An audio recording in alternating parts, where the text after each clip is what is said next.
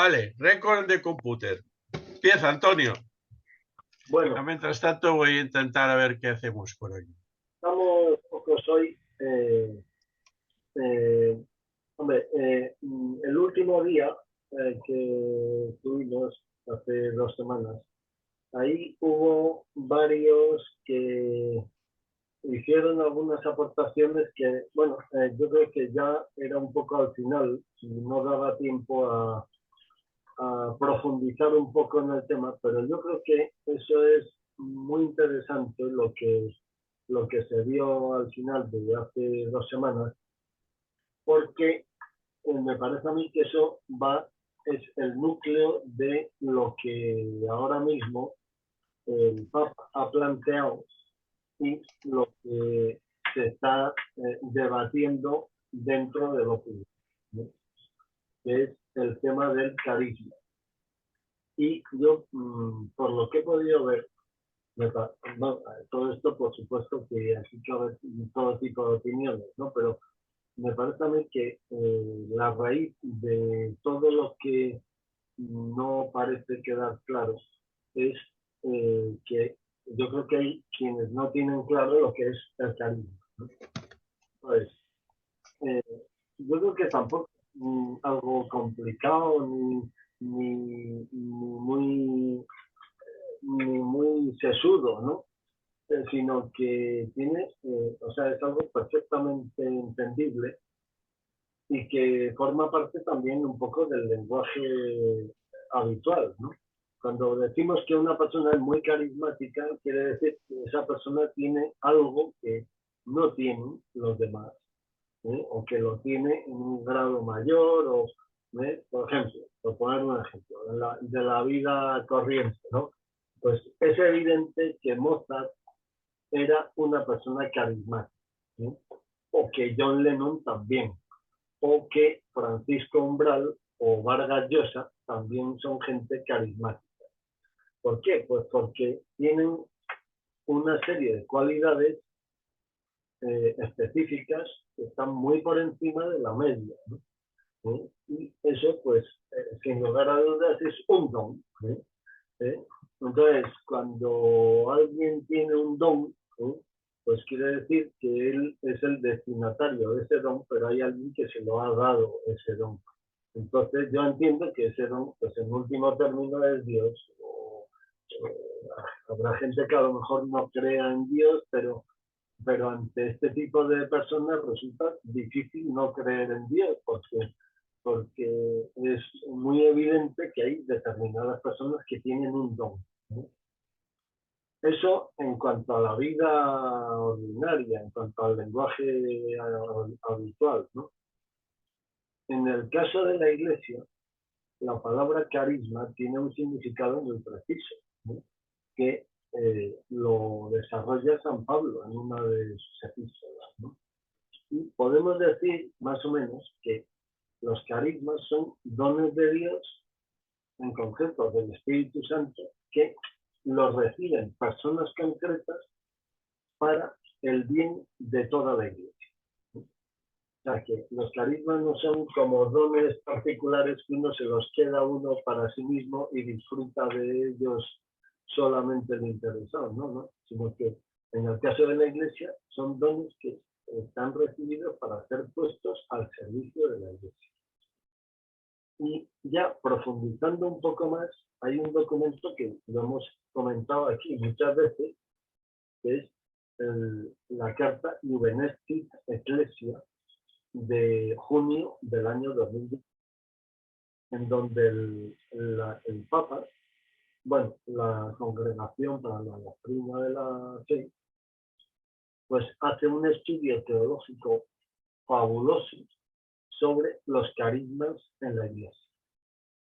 Entonces, bueno, pues ahí se ve que un carisma pues es como, eso alguna vez lo hemos comentado, como una especie de especialización dentro de lo que es la vida cristiana, ¿no?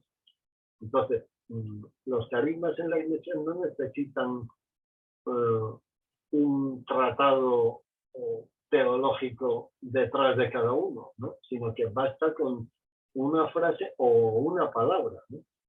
Por ejemplo, los franciscanos pues tienen el carisma de la pobreza. ¿Por qué? Pues porque los franciscanos viven la vida cristiana, pero se fijan en concreto en Jesucristo pobre. Los dominicos pues se fijan en Jesucristo predicador, y por eso se llaman la orden de predicadores. Los jesuitas se fijan en el seguimiento de Jesucristo. El camino neocatecumenal pues se fijan en el camino que seguían los catecúmenos antes de recibir el bautismo, y eso lo plantean para vivirlo durante toda la vida. En fin, que dentro de la Iglesia hay como distintas especializaciones, pero se puede decir que en cada carisma se puede resumir en una frase o en una palabra incluso, ¿eh? Entonces, yo creo que es muy importante distinguir carisma de institución. Es muy importante, muy importante. ¿Por qué? Porque no es correcto atribuir a una institución, o sea, no es bueno confundirlo, porque si lo confundimos, podemos entender que toda la institución forma parte del carisma, lo cual no es verdad, porque la institución está para servir a ese carisma y para perpetuarlo y para llevarlo a cabo de una manera determinada. En concreto, es muy llamativo y muy interesante lo que se dice en la carta Juvenesis Ecclesia, en donde se dice en un momento determinado que puede haber un carisma para el cual haya varias instituciones. Eso, sin ir más lejos, es lo que ha pasado con los franciscanos.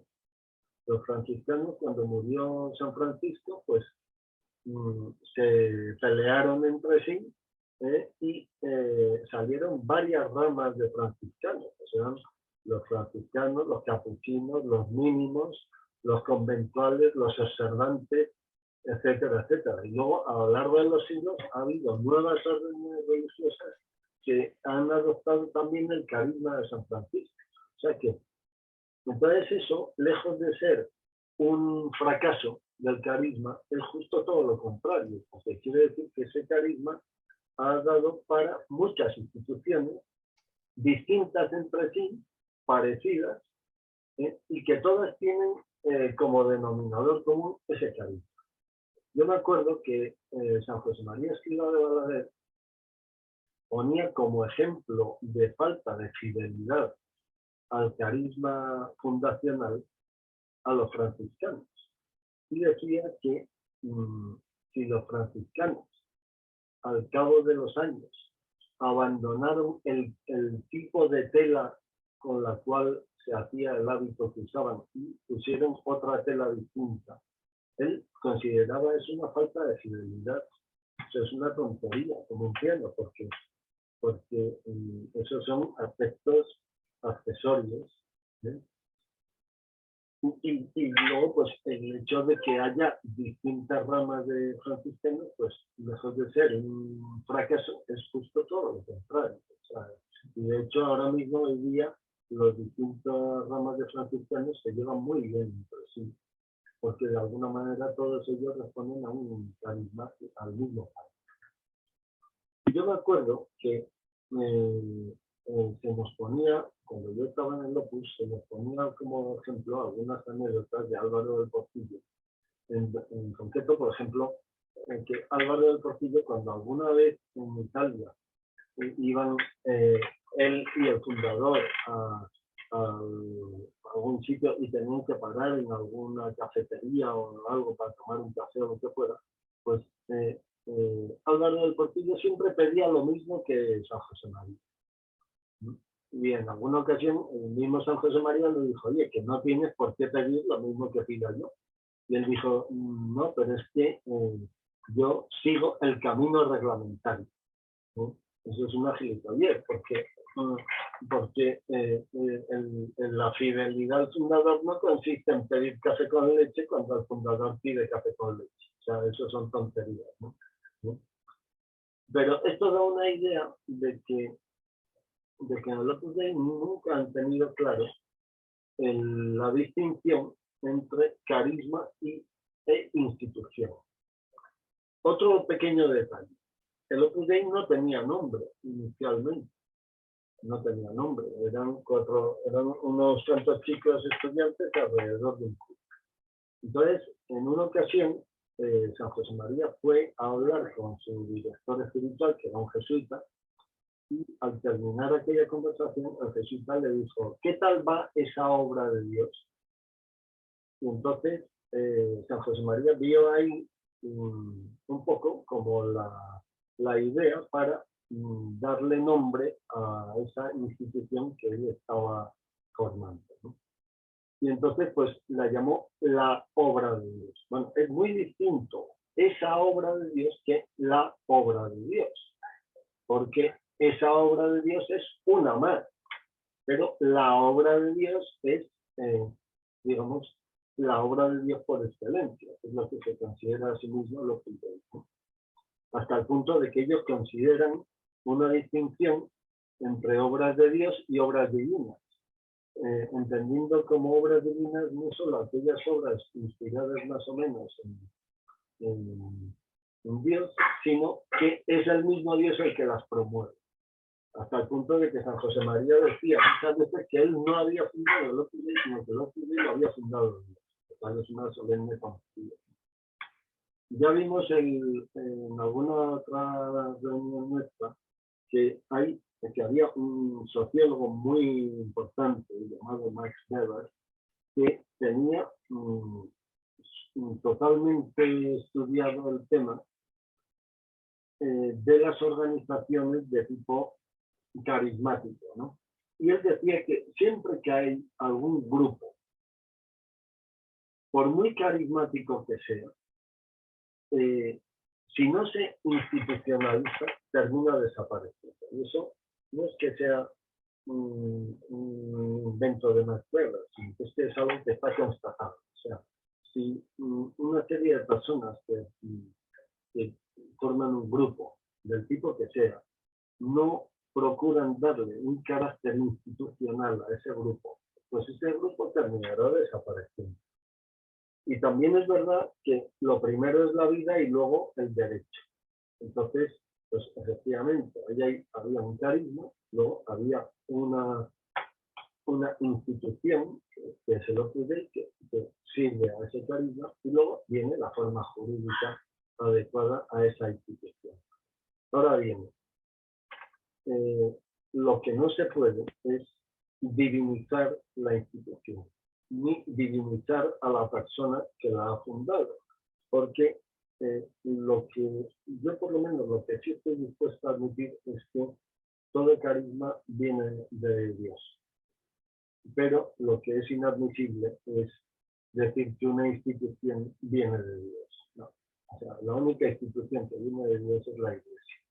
O sea, pero luego ya todos los demás carismas pues son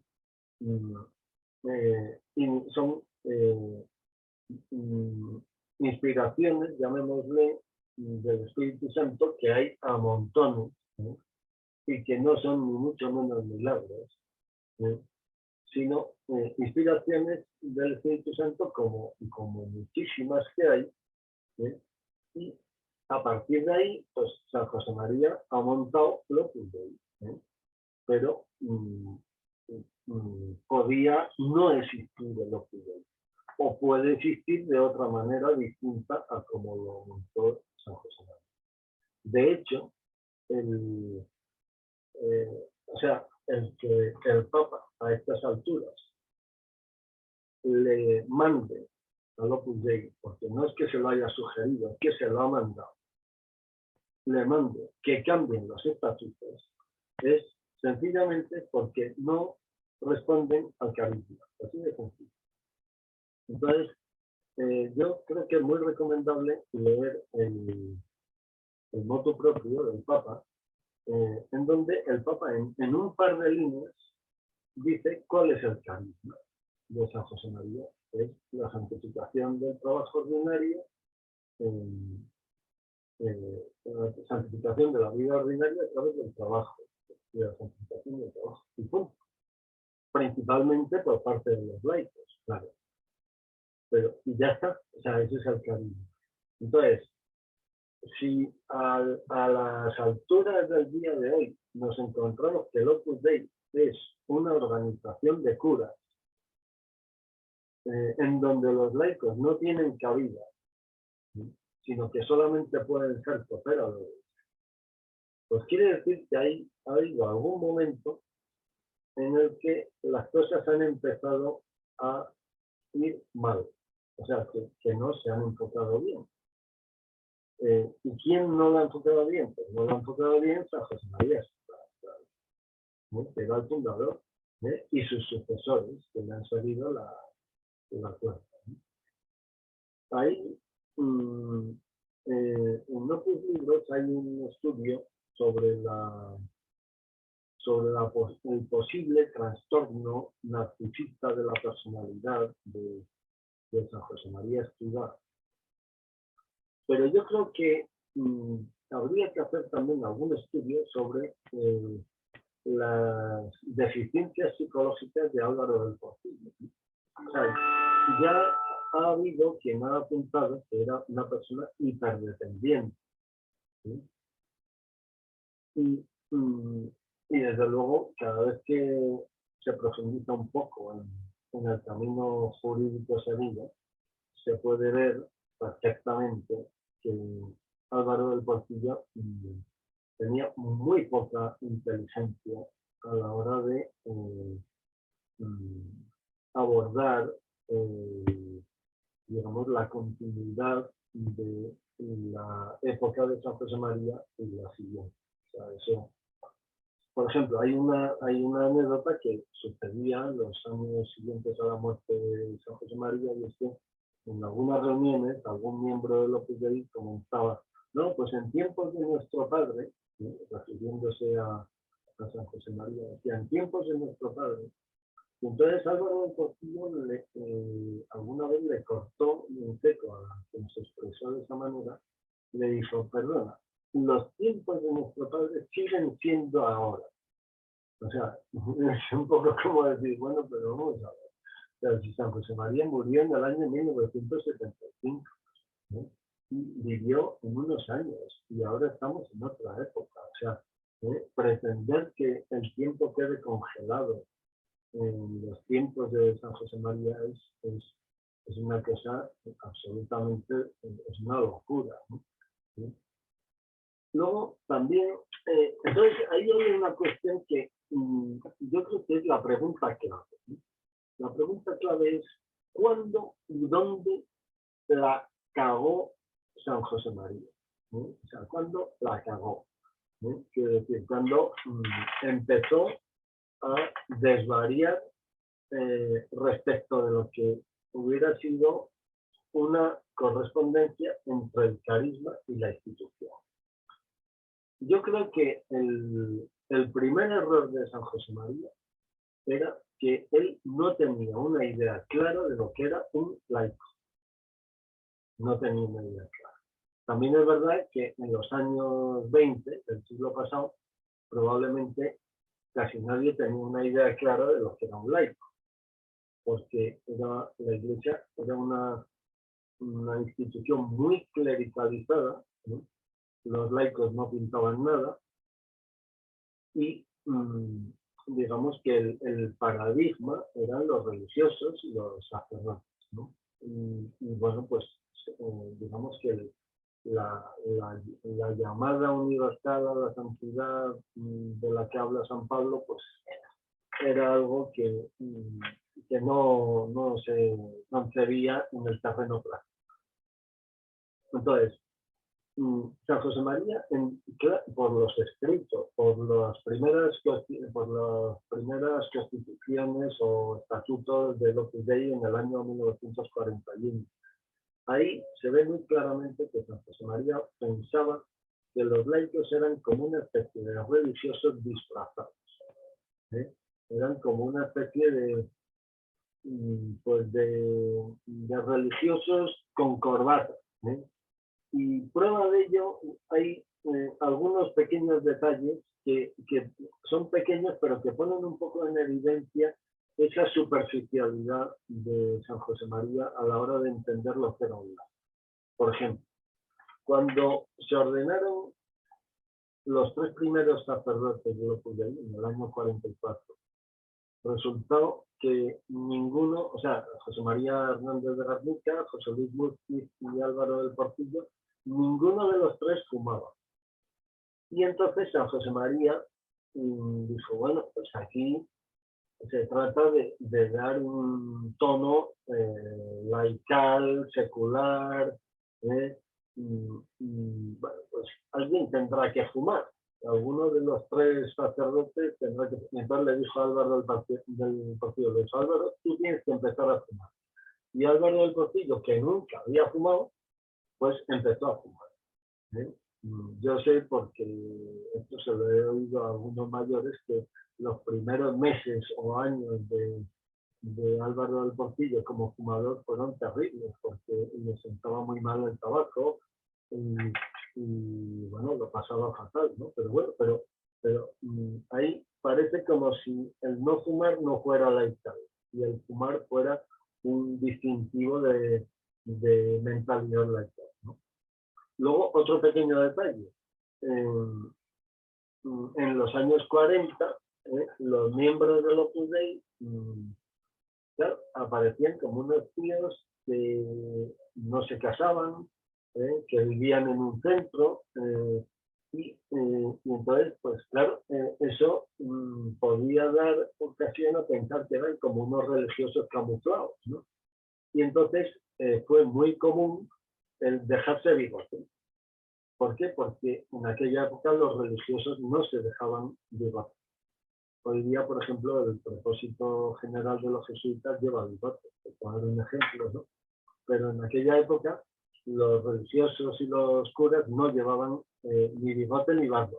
Entonces, pues fue una moda que en el Opus Dei, en los años 40, muchos miembros del Opus Dei se dejaron bigote, que era el bigote de aquella época que se llevaba en la época de la posguerra española, que era un bigote de tirilla, ¿no? Bueno, entonces, o sea, son pequeños detalles que de alguna manera manifiestan que como si la secularidad se basara en detalles superficiales, ¿no?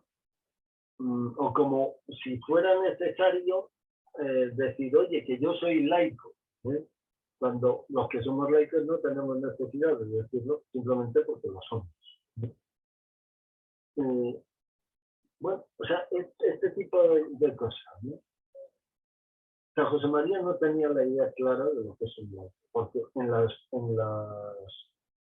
los estatutos del año 41 ya incluso se dice expresamente que los miembros del Opus Dei no difieren nada de los religiosos.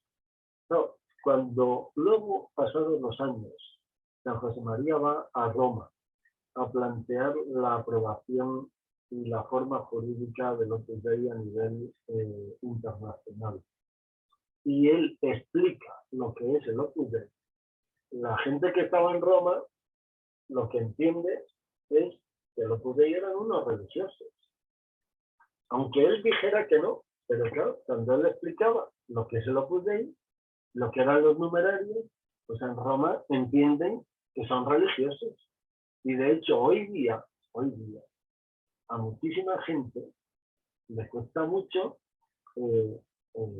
entender lo que es un numerario. Vamos, incluso ni siquiera ellos mismos lo saben, pero claro, unos señores que viven en lo que ellos llaman un centro, pero que no difiere para nada en los conventos de hoy día de muchos órdenes religiosos, en donde viven del orden de 10 o 12 numerarios, todos célibes, con un horario común de oración por la mañana y misa por la mañana. Y luego una serie de reuniones como los círculos y tal. Oye, pues eso es un modo de vida muy parecido o casi igual a los religiosos. Dicen, no, pero es que nosotros somos laicos porque vivimos en el mundo. No puedo decir, oye, los religiosos también viven en el mundo. De hecho, yo, cuando estuve de peregrinación en la Tierra Santa, nuestro guía era un franciscano y yo me di cuenta de que era un hombre perfectamente puesto al día de lo que es el mundo. O sea, que no vivía al margen del mundo, sino que vivía perfectamente en el mundo. Entonces, claro, si esto pasa hoy día, con mucho mayor motivo, en los años 40, ¿sí? Se presenta un sacerdote en Roma diciendo que ha fundado una organización en la que todos son laicos, y resulta que a la hora de explicarlo, resulta que lo que explica es una especie como de orden religiosa de laicos o de religiosos un poco raros, ¿no? Pues lógicamente en Roma entenderían eso, ¿sí? Y por eso les metieron en la Sagrada Congregación de Religiosos y crearon para ellos una figura jurídica específica que eran los institutos seculares que estaban dentro de la Congregación de Religiosos. ¿Por qué? Porque lo que había explicado San José María era una institución de tipo de los consagrados, de los religiosos. Bueno, entonces, eso es el comienzo, a mi modo de ver, de los errores de San José María de tipo institucional. Otro error importante y derivado del anterior es el del control de las conciencias. ¿Sí? San José María seguramente habría visto que pues, en los conventos de monjas pues iban a confesar a las monjas religiosos de la misma institución. Y bueno, pues aplicó eso a lo Opus Dei. Inicialmente a base de unos convenios con sacerdotes diocesanos, por el cual esos sacerdotes, a ver, Jordi, ¿hay algún problema? Jordi.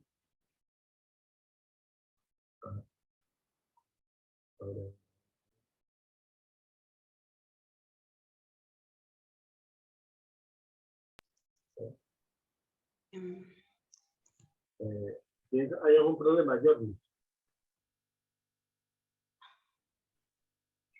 Sigo.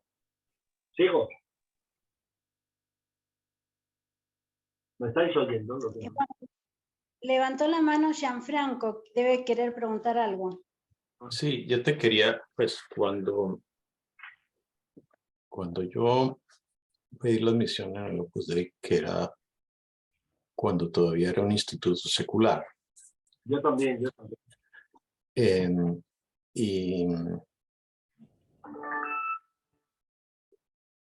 lo que se me explicó, no sé, sería en el centro de estudios, tal vez unos años, 2 o 3 años después o algo así, era que esa figura jurídica del instituto secular había inicialmente más o menos acogido ese espíritu, o lo que ahora se llamaría, me imagino, un carisma. Y luego pues se había ido, como otra cantidad de entidades religiosas se habían ido acogiendo a esa misma estructura. Es decir, yo no sé exactamente cuáles, pero digamos que eran que procedían de instituciones religiosas preexistentes o el espíritu, lo que fuera, y entonces se necesitaba algo diferente y eventualmente pues se llegó a lo de la prelatura personal en términos de lo que se nos decía a nosotros, no de lo que tú y los demás nos han explicado luego muy claramente en los escritos jurídicos. Pero yo dentro de esa como pérdida de lo de los laicos que tú mencionas, me he quedado con la impresión, y no sé si eso sea exactamente así, pero que en esa época los laicos estaban ahí porque no había otro sitio mejor, pero los sacerdotes estaban ahí para atender a los laicos. no sé por qué metido en ese esquema a mí no se me ocurría pensar, bueno, entonces, ¿por qué son los sacerdotes los que mandan y demás, no? Sí, están aquí pues para atendernos a nosotros, ¿no? Y luego, a medida que se ha aclarado más el papel de la apertura, es como si eso se hubiera completamente invertido. O sea, los laicos no tengo ni idea dónde están ahí, porque por todo lo que he podido leer, pues, todavía no está claro ni cómo pintan, pero es toda una cosa que tiene solamente que ver con los sacerdotes. Entonces, ahora yo no sé exactamente esta conexión de qué fue lo que, en dónde se equivocó José María Escrivá o Álvaro del Portillo y todo el análisis, digamos, histórico y jurídico. A mí lo que me produce mucha impresión es que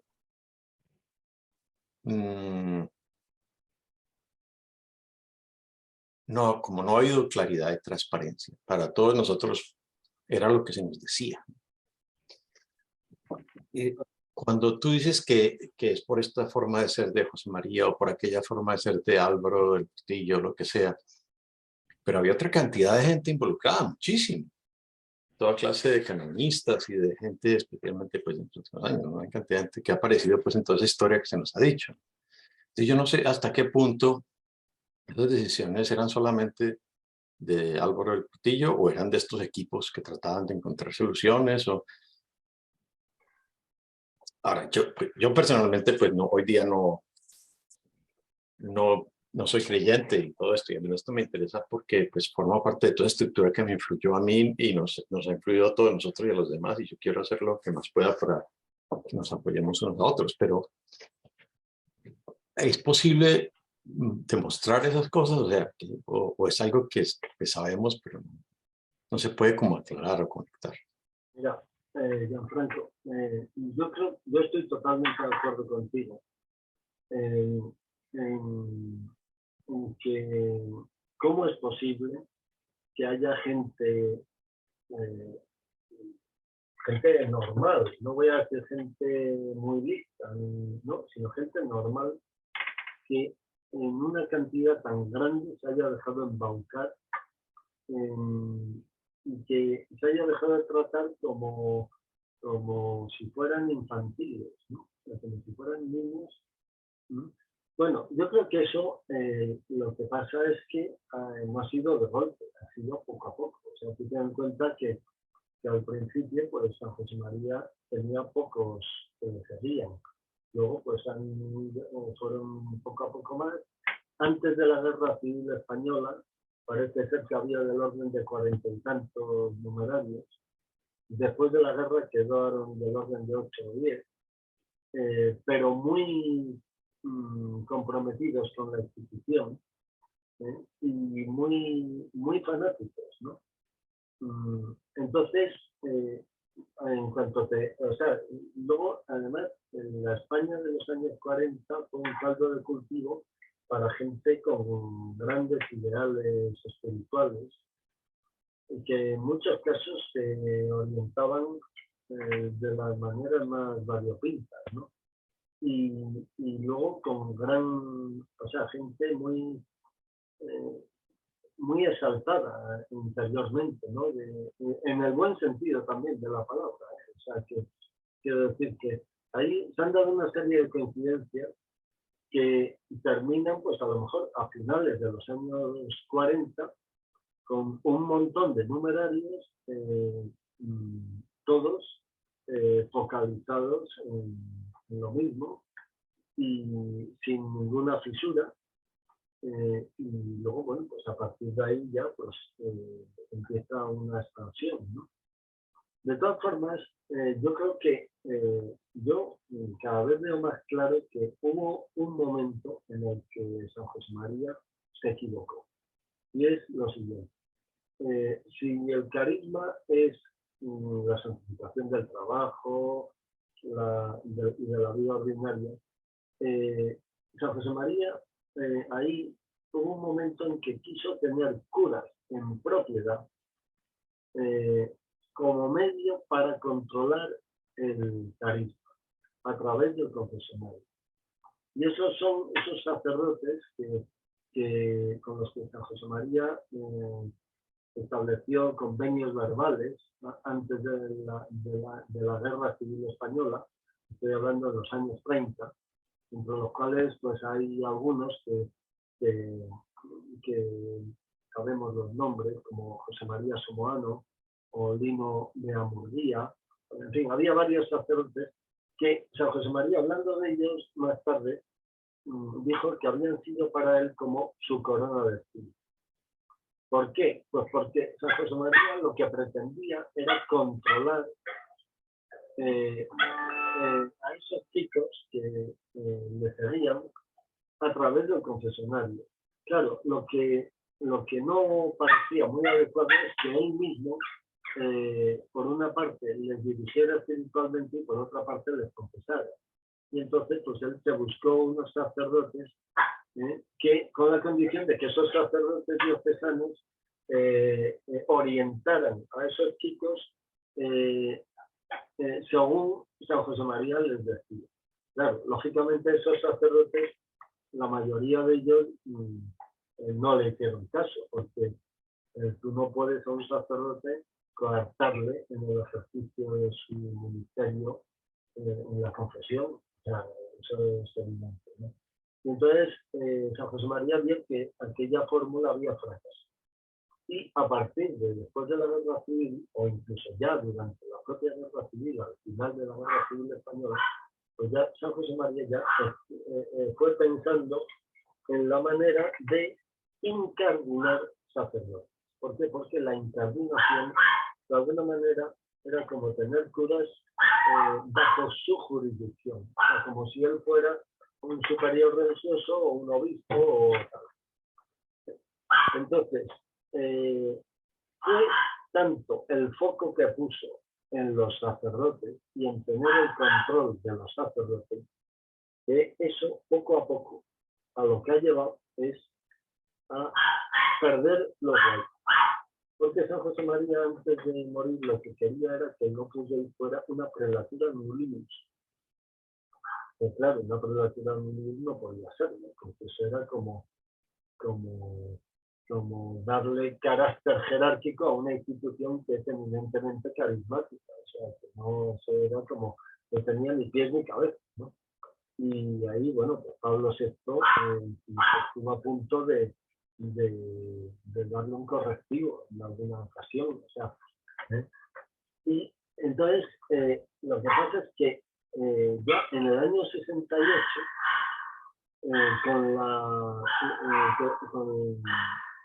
con la Constitución Presbyterorum Ordinis, ahí vieron que había como una salida, porque podría plantearse la figura de las prelaturas, pero que en vez de tener base jurisdiccional sobre el territorio, fuera en relación con la persona. Es decir, la idea de las prelaturas personales, ¿sí? Y de ahí surgió un poco la idea de las prelaturas personales, o sea, una jurisdicción eclesiástica parecida a una diócesis, pero en vez de tener soporte territorial, tener soporte en la persona del prelado. ¿Sí? Algo así, o sea, eso es lo que nos han explicado como las, bueno, lo que existe hoy día de las diócesis o prelaturas castrenses o de diócesis para atender a los emigrantes de tal país, ese tipo de cosas. O sea, es distinto que, por ejemplo, imagínate ahora que con la guerra de Ucrania, imagínate que hay muchos ucranianos que quedan desplazados en un país, pues se puede a lo mejor crear una prelatura personal para atender a los ucranianos españoles que viven en España, o a los ucranianos que viven en Italia. O sea, pues para atender una necesidad pastoral muy concreta. Pero el que una institución carismática se transforme en una prelatura personal, pues ahí lo que se planteó fue que las prelaturas personales no podían tener pueblo propio.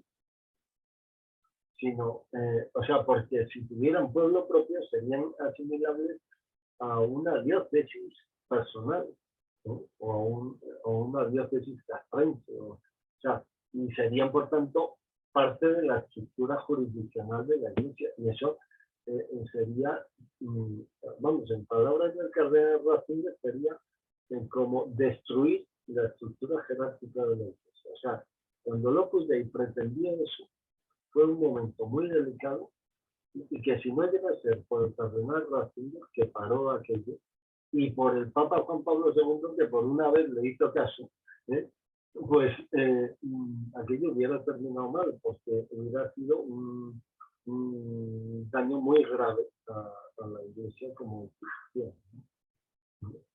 Entonces, claro, ¿qué es lo que ha hecho este Papa? Este Papa lo único que está haciendo es reconducir las cosas y decir, vamos a ver, ustedes son prelatura personal, luego ustedes son curas, fundamentalmente.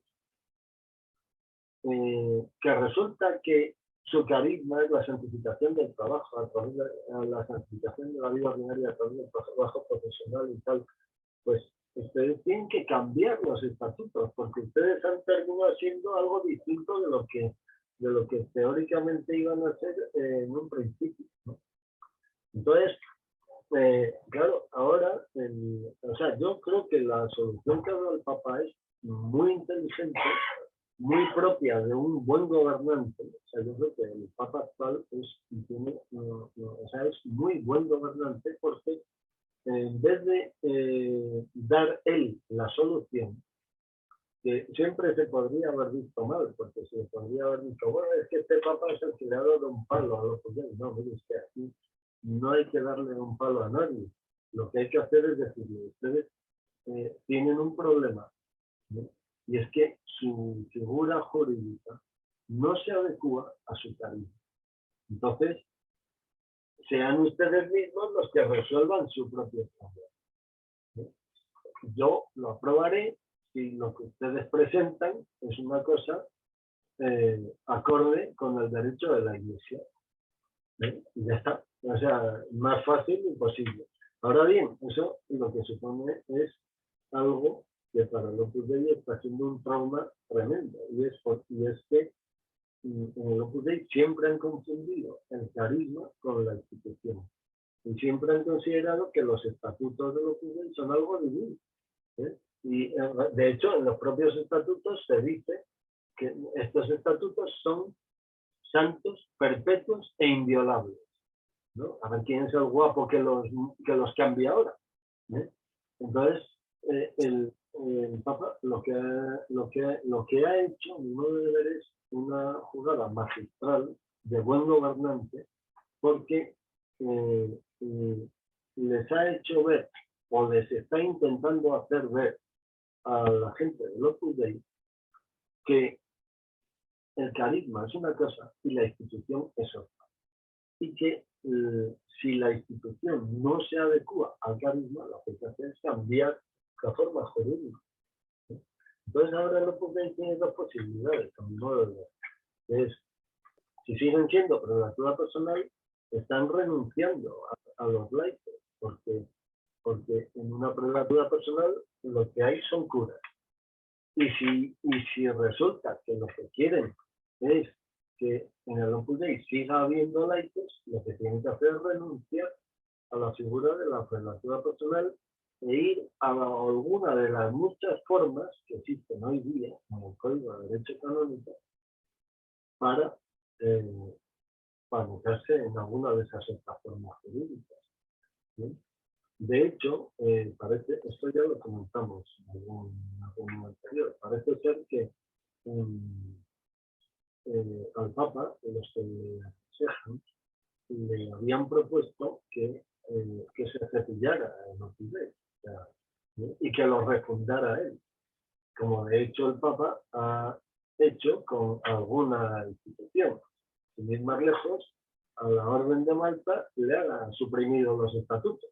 O sea que este Papa no tiene remilgos para dar un palo a quien haya que dárselo. O sea, al cardenal de Kew le ha le ha destituido como cardenal. O sea, que hay que decir que hace poco a Cáritas Internacional el Papa ha cesado a toda la cúpula de Cáritas Internacional. O sea que quiero decir que a este Papa no le duelen prendas de dar un golpe en la mesa que hay que dar. Y de hecho, parece ser que los colaboradores del Papa le habían propuesto eso, que suprimiera lo Opus y que lo refundara él. Sin embargo, yo creo que es una medida muy sabia por parte del Papa la de decir, no, vamos a ver, aquí estos señores se han metido a ellos solitos en un lío institucional, pues que salgan ellos, ¿no? Y que digan ellos qué es lo que quieren ser. O sea, ¿no? Y si lo que pretenden ser es algo que se ajusta al derecho de la Iglesia, yo lo aprobaré, sin problema. Pero lo que no puede ser es una institución en donde el carisma dice algo distinto de lo que dicen los hechos. Entonces, hasta ahí, eso es lo que yo quería comentar. El otro día, aquí salieron varias opiniones en donde decían, hombre, pero es que el carisma de los judíos es esto y esto y esto y tal, y se decían una serie de injusticias que han cometido los judíos. Eso no es el carisma. Esas son las injusticias que se han cometido en la institución. Entonces, claro, yo creo que entrar en esa dinámica es, de alguna manera, entrar en la dinámica que tienen ellos. ¿Sí? Porque si habéis visto el vídeo este famoso que está dando vuelta de la Comisión de Servicios de la Secretaria Central del Opus Dei en Argentina, pues habréis visto que ella clarísimamente dice a todas las que le oyen que los estatutos no se van a cambiar. ¿Sí? Los estatutos los hizo San José María y que son inamovibles y que no se van a cambiar. Y que lo único que se va a hacer es explicar lo mismo de otra manera. ¿No? La verdad es que haya gente adulta que oiga eso y no reaccionen es algo verdaderamente penoso, porque unos estatutos, al fin y al cabo son una norma jurídica, no están hechos para explicar nada, sino para ordenar cosas. O sea, una norma jurídica es una norma, no es una explicación de nada. ¿Sí? O sea, los estatutos no son una explicación del carisma, sino son una norma jurídica que tiene que estar en concordancia con el carisma, pero el Papa, al ordenar que se cambien los estatutos, lo que ha dicho es que los estatutos no valen, porque no responden al derecho de la Iglesia. Entonces, ahí es donde tienen un papelón muy difícil, ¿sí? Porque los laicos no están ubicados ahora mismo. Y lo que decías tú hace un momento, ahí coincido totalmente en que lo que veis siempre nos han tomado por tontos, ¿sí? Nos han tomado por niños de techo, en vez de por personas adultas. Y siempre a la gente de Pudén se le ha pedido y se le sigue pidiendo unidad con los directores y unidad con los directores y tal. Pero los directores nunca han tenido unidad con los que están abajo, ¿sí? Que sería la otra parte de la cuestión. O sea, si te piden unidad, lo menos que tienes que dar tú es transparencia, ¿no? Lo que has dicho tú. O sea, que en lo que nunca ha habido transparencia. De hecho, en los estatutos de los años 50, que estaban en latín, San José María, en uno de los puntos de los estatutos, prohibía que se tradujeran del latín los estatutos. ¿Para qué? Simplemente para que la gente no los conozca. Y de hecho hoy día, el Opus Dei, pues a regañadientes, en su propia página web ha traducido los estatutos, pero sin embargo sigue utilizando lo que ellos llaman el catecismo del Opus Dei, que es una explicación de los estatutos, pero que no es acorde con los estatutos, porque en el catecismo del Opus Dei se dicen cosas que no vienen a los estatutos, o sea, que están mintiendo a la gente del Opus Dei. Pues hay toda una gama, si yo mal no recuerdo, de distancia, ¿no? Desde lo que es la estructura jurídica misma o el derecho canónico, a los estatutos, al catecismo, a las praxis, a lo que en realidad se hace y a lo que escribían hoy en los libros, de que hay un montón de modos de hacer que están asociados a directores de cierta edad mayor, que son los que dicen se hace así o se hace así. O sea, hay como toda una, no sé, como una escala de transformación entre la estructura supuestamente de lo que ha de ser la institución hasta que se llega a las acciones concretas de los de la institución que actúan de acuerdo con esa forma de funcionar, que fue la que pues yo viví durante los casi 20 años que estuve ahí, y los que han estado, pues todos hemos vivido en diferentes formas, ¿no? No sé yo hasta qué punto va a influir. Bueno, va a cambiar mucho las cosas, creo, pero no sé hasta qué punto va a influir el que se hayan esos cambios, cuánto se va a demorar en recorrer esas etapas desde, no sé, el cambio que sea al principio hasta lo que diga el catecismo o lo que diga el siguiente, las instrucciones, ¿verdad? Hasta que llegue a cambiarse una vida, y luego que eso permita que esas personas que siguen allá adentro en la obra en este momento, no tengan que pasar o no tengan que sufrir o no tengan que experimentar lo que muchos de nosotros pasamos. Mira, yo O creo... puedan, digamos, por ejemplo, el caso de las numerarias auxiliares de Argentina, entonces puedan reparar, puedan abiertamente decir, mire, aquí hicimos esto, hicimos mal, no sé qué, puedan pedir perdón, todo eso que no se hace, O sea, no, no existe.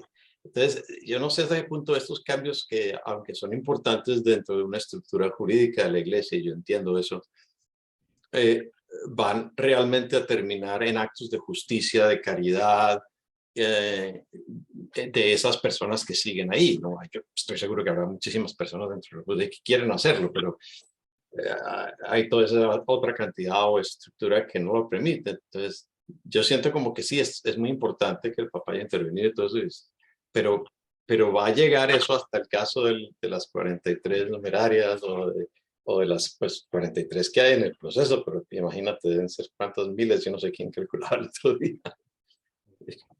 yo ahí estoy de acuerdo en que el cambio de normas no lo hace todo.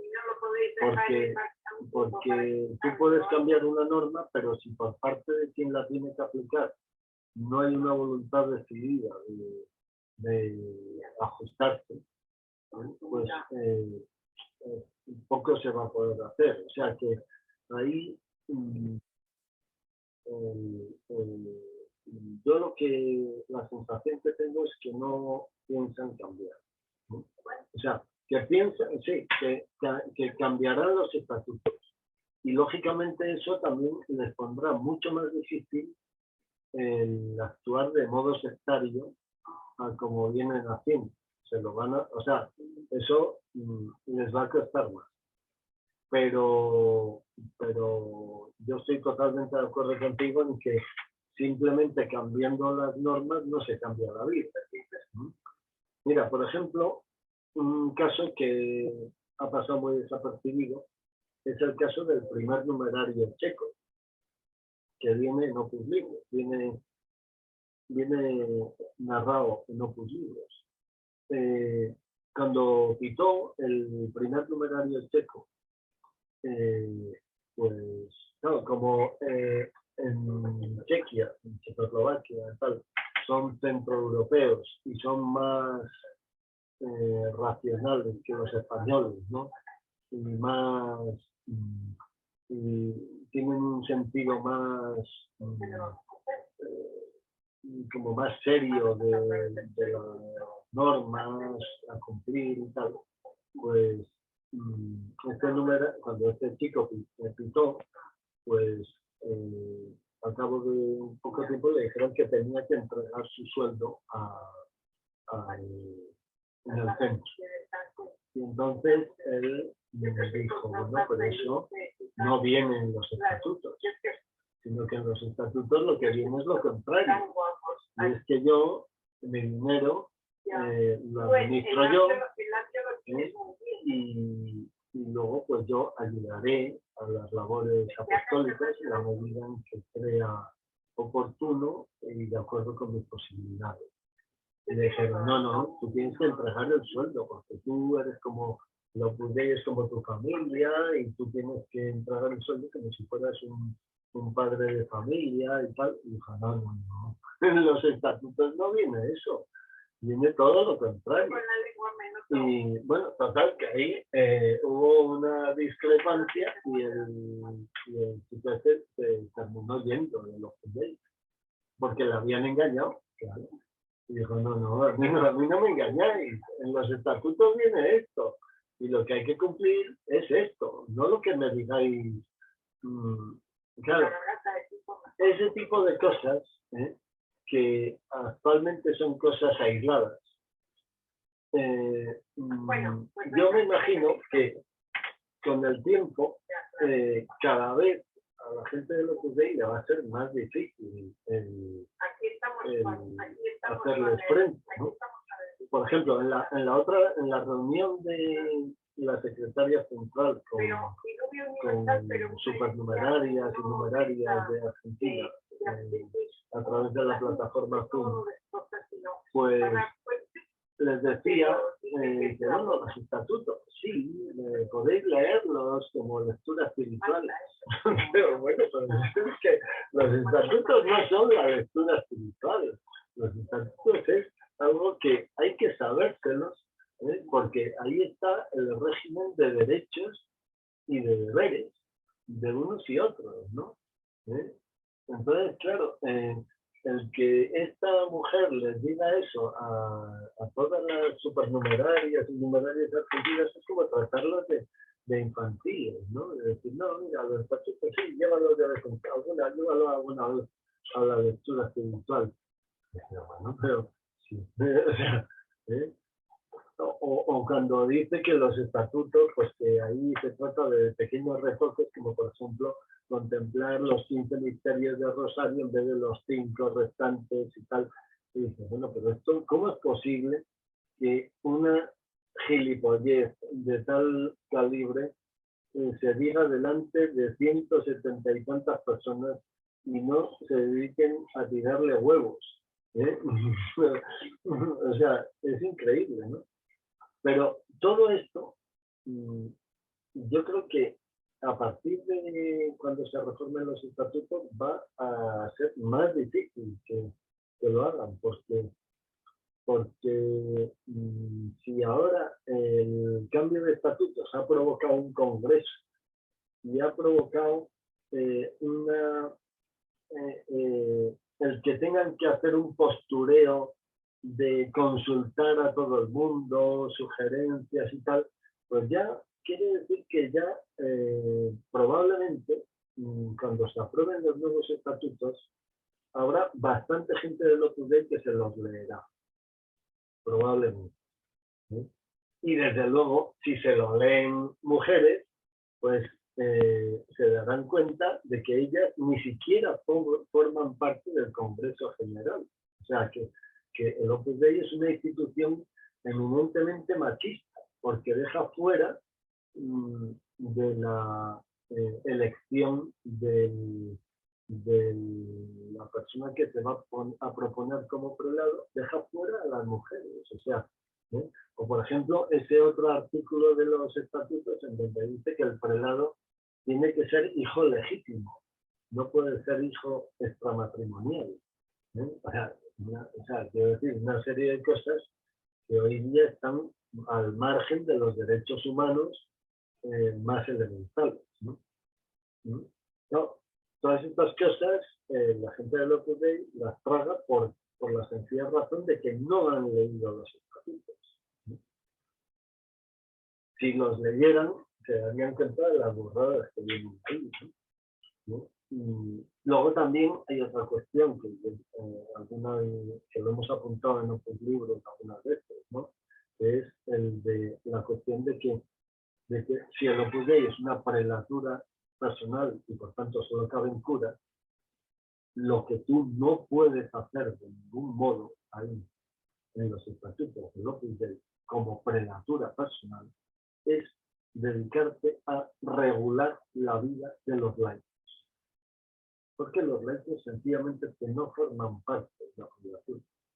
Entonces, tú, para regular la vida de los laicos, tendrás que acudir a otra forma jurídica distinta, que a lo mejor la podrás conectar con la figura de prelatura personal.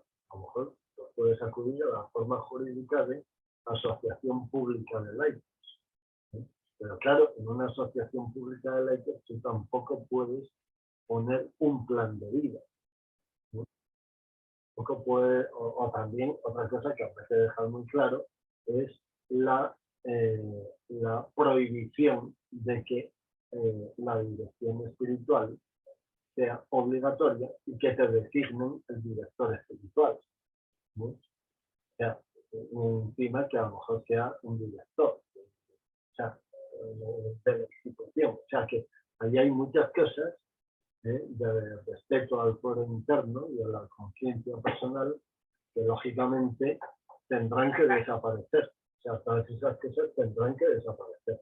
Otra cosa que claramente tiene que desaparecer es la potestad completa y absoluta en el fuero externo e interno por parte del prelado respecto de los curas. Eso no sucede en ninguna institución de la Iglesia, en ninguna. No hay ninguna institución de la Iglesia en donde el superior jerárquico tenga potestad plena sobre fuero externo e interno, porque eso es un atentado contra la conciencia. Y eso está muy por encima del derecho canónico, porque eso forma parte de la dignidad de la persona. O sea, quiero decir que ahí hay una serie de cuestiones que lógicamente en los estatutos tienen que cambiar. Y yo estoy convencido de que el Papa no va a permitir que se las cuelen. No lo va a permitir. Sí, no creo. Oye, yo voy a tener que dejarlos también, porque pues, aquí son las 3 de la tarde, pero te quiero agradecer muchísimo este espacio y todo lo que nos has también proporcionado a través de Opus Libros. Ha sido utilísimo para aclarar muchas cosas. Y Jordi, muchas gracias por el espacio también. Y seguimos en contacto. Gracias por el documento también que me has enviado. Ya estaremos hablando más. Te refieres al del foro interno, ¿no? Sí, eso aclara muchas cosas. Ese es un documento. Mira, muy claro. Es de la Facultad de San Damaso, que es la Facultad de Teología de Madrid, de la Diócesis de Madrid. O sea, que quiero decir que no es un documento que no haya hecho nadie en contra de nada, ¿no? Sino es lo que se estila en cualquier diócesis del mundo, ¿no? O sea que, Muy bien. Bueno, ya. Bueno, Pues que nada, tengan una feliz noche. Nos vemos la próxima vez. Y gracias por todo. muy bien. Un abrazo. Ahora, Jordi, veo que tú sigues sin poderte conectar el sonido, ¿eh?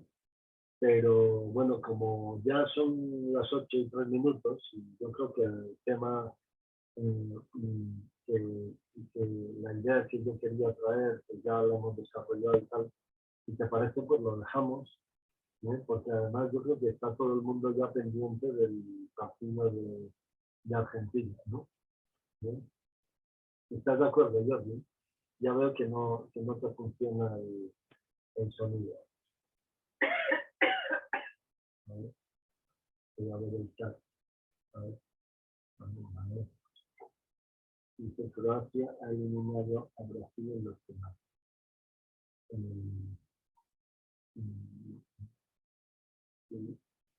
Claudia también se ha ido, con lo cual, pues, si quieres lo dejamos ya.